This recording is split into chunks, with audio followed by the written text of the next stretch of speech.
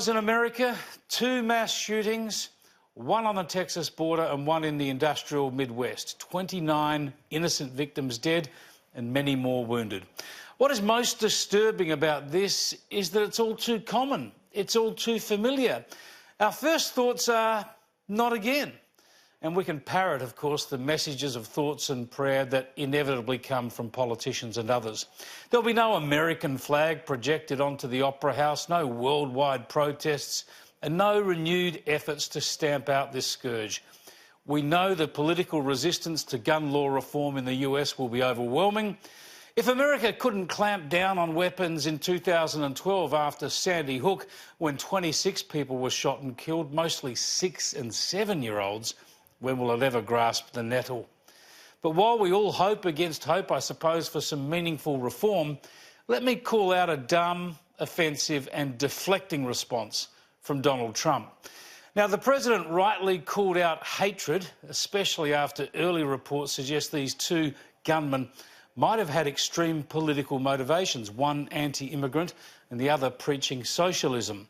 Hatred indeed needs to be called out. But so too do lax gun laws and a culture built up around them that sees frighteningly powerful weapons freely available and checks on users next to useless. And this is where Trump has tried to deflect with the same lame excuses we often hear from the left when we have Islamist terrorist attacks. But this is also a mental illness problem. If you look at both of these cases, this is mental illness. These are really people that are very, very seriously mentally ill.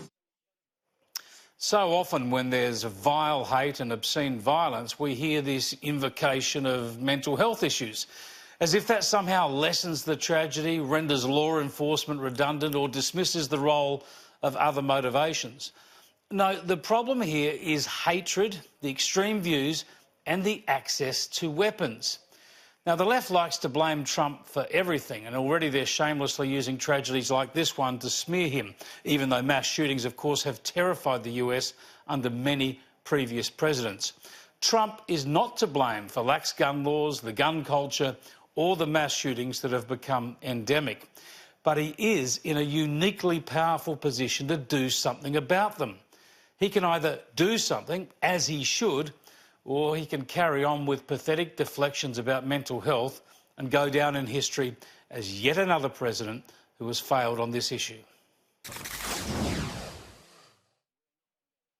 There's been a surprise appearance over the weekend of Oscar-winning actor Kevin Spacey, his first public words since sexual assault charges against him were dropped in a US court. Spacey was in Rome at the National Museum, where he stood before a bronze sculpture, The Boxer at Rest, and read a poem, The Boxer, by Gabriele Tinti. Presumably, some of the sentiments were expected to resonate with his personal trauma. The more you are wounded, the greater you are, and the more empty you are. They used me for their entertainment, fed on shoddy stuff. A little pointed and a little bizarre, but Spacey, it would appear, is back. The allegations and charges against Spacey were part of the whole Me Too campaign, which has been waged in Australia too.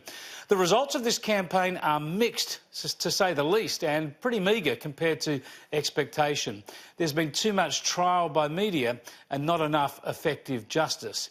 I'll take a look at it tonight in Kenny on Media, and Mark Latham will share his thoughts too.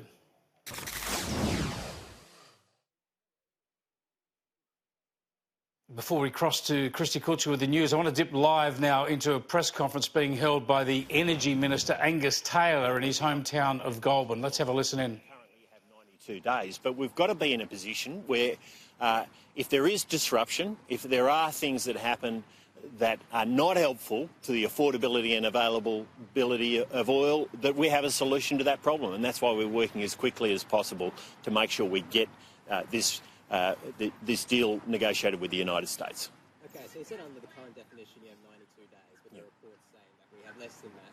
Would you be able to clarify sort of how you came up with that figure? Well, look, these numbers are set by a treaty which was set back in the 1970s. It's now badly outdated. The world has moved on, and in particular, for instance, oil on water on the sea is not counted. And yet oil moving from the United States to Australia, for instance, is very available in the event of a typical disruption. So look, there needs to be modernisation of the stockholding mechanisms and the stockholding accounting, and we are pushing forward with those negotiations with the IEA. So how much oil actually is in Australia at the moment? Well, as I said, according to modernised definitions, it's 92 days. But we have to be ready for every scenario, and that is the key. We have to be ready for every scenario. There is disruption in the oil supply chain from time to time. We first saw it in the early 70s, which is why this treaty went into place, and it's why we consider this to be an important issue for the government.